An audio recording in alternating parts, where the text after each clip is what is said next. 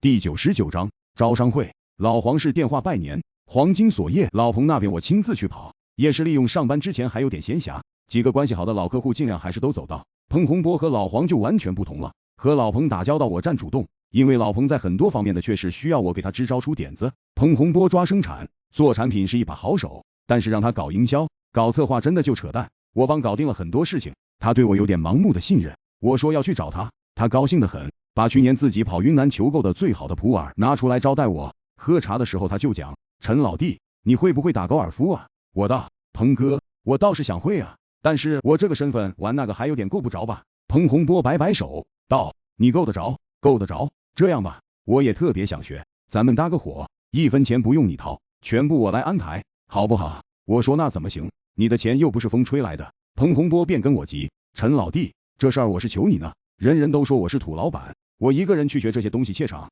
倘若找别人一同去又觉得丢面子，只有你老弟咱们兄弟之间可以无话不说，我们一起你能随时提点我，我可以没有任何顾虑的学。彭洪波把话说到这个份上了，我就没有办法拒绝了。喝了茶之后就吃饭，吃饭的时候老彭跟我讲说有人想让他牵头搞个家乡的商会，问我这事儿能不能搞，我一听就觉得好笑，什么叫有人让他搞，分明就是他自己想搞，这种事儿在深圳这边很常见，某某企业家赚到钱了，搞个深圳某某县或者某某市的商会，一来是把这些做生意的老乡都归拢到一起，搞一个组织大家一起玩，一起做生意，第二个通过商会这个平台可以很好的联络到老家那边的县市的领导。现在内地各地方 ZF 都有招商引资的压力，他们要招商引资肯定第一选就要找本土走出去的企业家，刚好就可以和商会对接。还有一些地方的领导喜欢到广东这边玩，有些商人想巴结他们，直接凑上去又显得太唐突不自然，如果有商会这么一个平台，借助商会的名义和领导接触，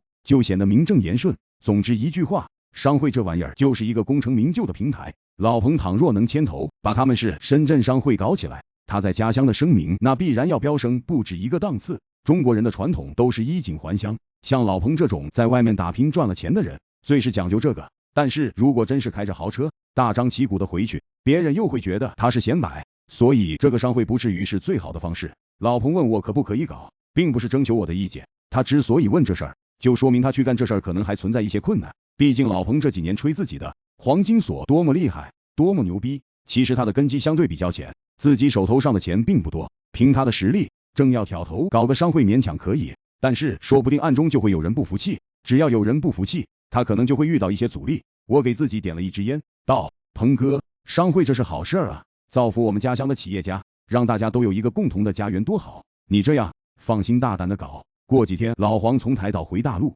我们一起约一下，让他给你做后盾站台，老黄还是有点东西的，由他出面给你站台，你的底气足一点，是不是？我这话一说，彭洪波真的是感激涕零。我们经常讲做人做事一定要有眼力劲儿，就是指这个。彭洪波想搞商会，他不可能跟我说他实力可能有点够呛，有人不服他，搞起来难度大云云，毕竟他也是身价几千万的主儿，还是特别在意面子的。他提一下商会的事儿，我就能把其中的曲折给揣摩到，并且能够精准的给他解决问题，这就是能力。彭洪波陪我干了一瓶白酒，越喝越高兴，喝得醉醺醺了，他就说我是他的贵人，又说让我考虑一下，把工作辞掉了跟他一起干，江山是他和我两兄弟一起打下来的，大家都有份儿云云。我只是好笑，我心想亲兄弟祸起萧墙，反目成仇的都比比皆是，我和彭洪波算什么关系？他搞了这么大的场子之后，我过来要跟他分江山，这种天上掉馅饼的事情会存在于这个世界上吗？所以人与人之间的交往，有时候最核心的其实是距离。我和老彭相处就现在这个距离便恰到好处，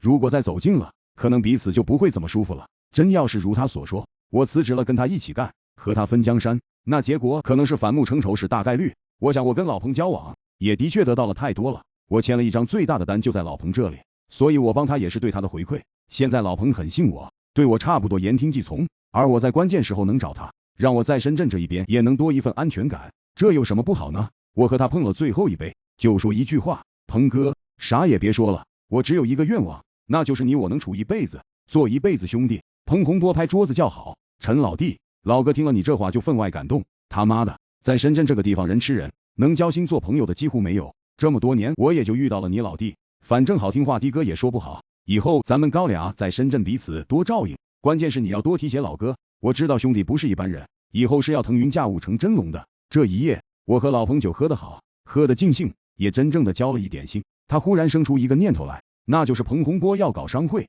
这对我来说也是个机会。他们一个市的商会搞起来，总有几十上百个老板吧，正好我利用这一层关系切入进去，完全可以开拓一系列的业务出来。他们这些老板，我就算搞定1/3，那绝对也是大几十万甚至上百万的业务量了。